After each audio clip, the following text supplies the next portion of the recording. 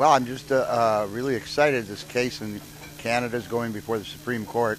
Of course, the question is, again, as in most places within the worldwide cannabis community right now, it's all about cultivation rights.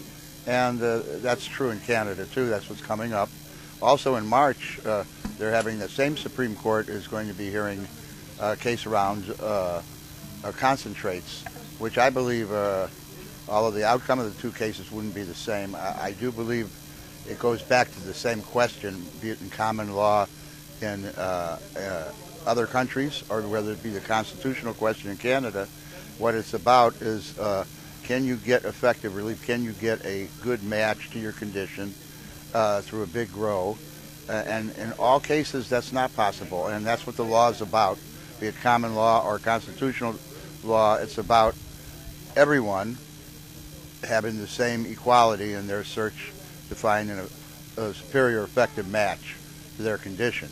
And now in Washington State, there have been some proposals to fold medical into rec, and that's going to bring up a parallelism to the Canadian question, because again, it's about the rights to cultivate, and can you get a superior effective relief?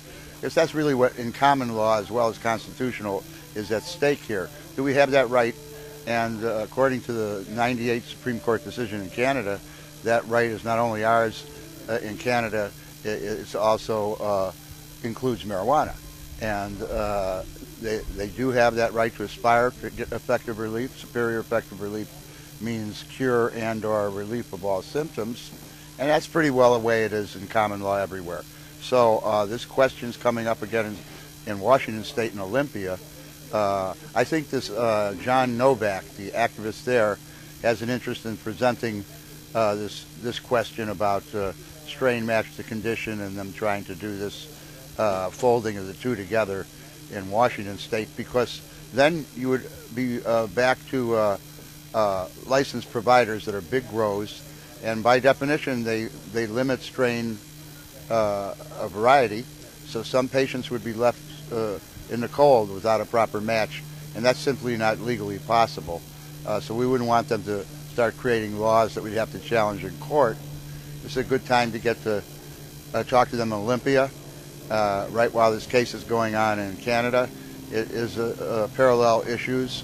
And also in Holland now, the same question about individual cultivation rights and proper matches to condition.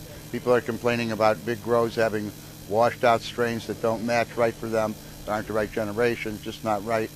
And so to retain the right to cultivate is the big issue. That is also the target.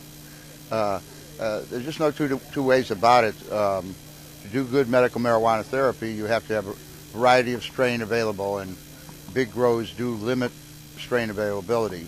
So I think these are interesting issues, and it goes to the heart of our rights as a medical use community, but also the survival of the medical use community.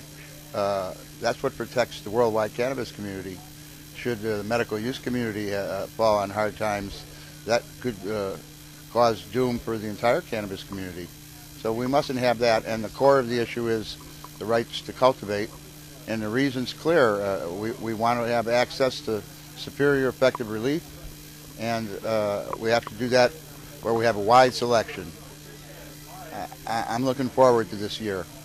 I think that we're going to make some progress based on our own cannabis science, which in the end protects us better than any other position is our own science, because it shows that we should be in charge of our grows and or supervise directly those that we designate if we want to get a good match for everyone. And that is the bar that the law has set.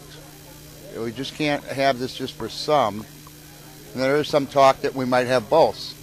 That persons can opt out and grow their own if they don't want to use the strains that are available at big grows. That might be workable, but nothing less than the protection of our rights to cultivate first and foremost. And that's what's going on worldwide.